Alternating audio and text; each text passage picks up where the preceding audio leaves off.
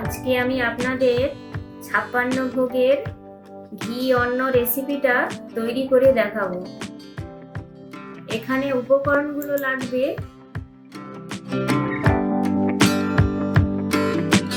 গোবিন্দভোগ চাল, 2 তেজপাতা, 2 চামচ কিশমিশ, ঘি নিয়েছি এখানে, কয়েকটা এলাচ আর কিছুটা কাঠ,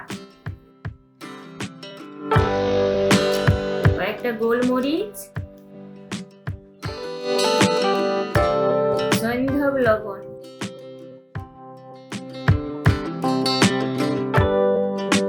চালটাকে আমি আগে থেকে ভালো করে ধুয়ে সুতির কাপড়ের উপর ফ্যানের তলায় শুকনো করে নিয়েছি।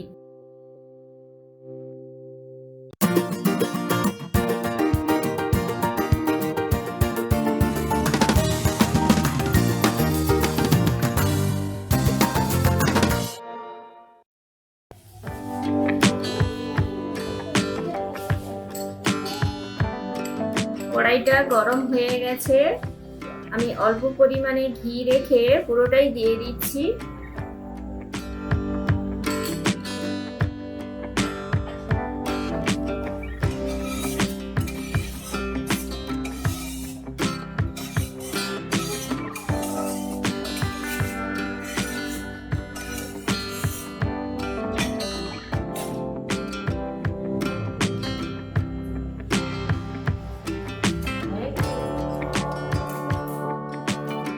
দুটো তেজপাতা কেটে দিয়ে দিচ্ছি।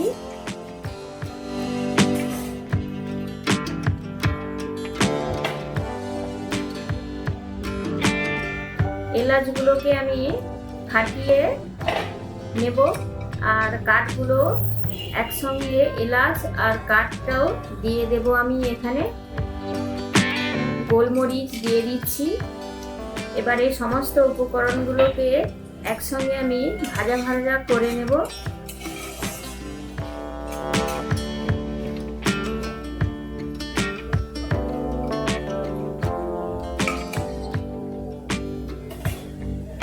ভাজা হয়ে গেছে, এখন আমি গোবিন্দভোগ চালটাকে দিয়ে দিচ্ছি।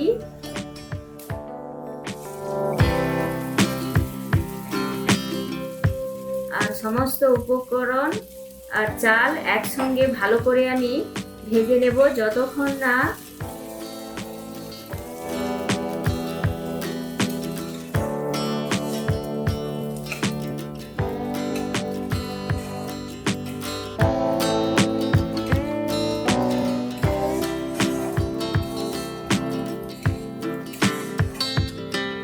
চাল আর গোলমরিচ, তেজপাতা আর কাঠের যতক্ষণ না খুব সুন্দর একটা ভাজা গন্ধ ওঠে ততক্ষণ পর্যন্ত আমি এটাকে ভাজতে থাকবো।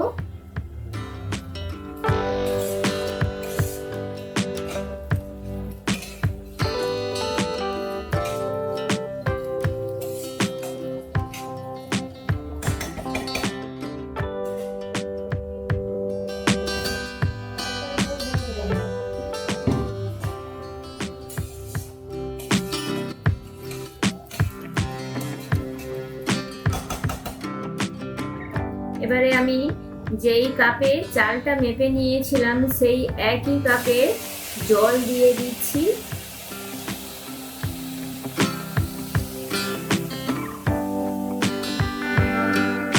এই কাপটাতেই আমি চাল মেপে নিয়েছিলাম, সেই একই কাপে এখন জল দিয়ে দিচ্ছি।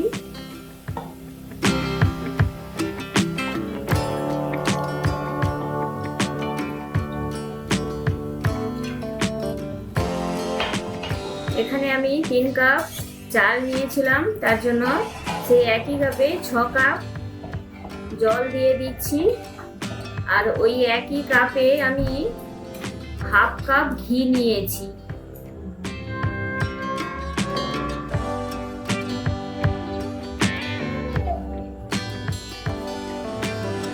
এখন পরিমাণ মতো লবণ দিয়ে দিচ্ছি।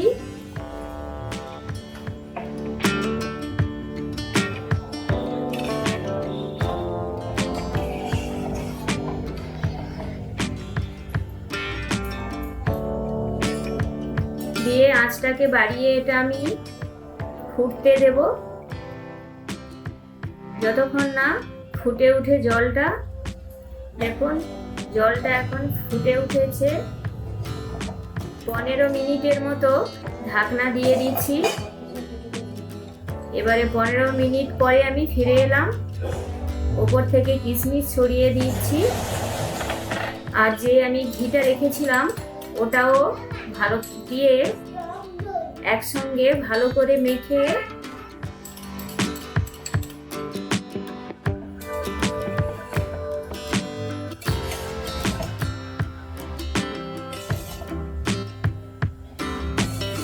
রেডি হয়ে যাবে।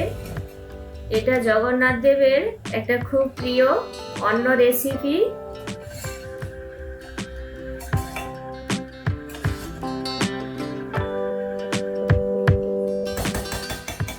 দশ মিনিটের জন্য ঢাকনা দিয়ে রেখে দিলেই ঘিও আর ভালো যদি লাগে অবশ্যই একটা লাইক করে দেবেন।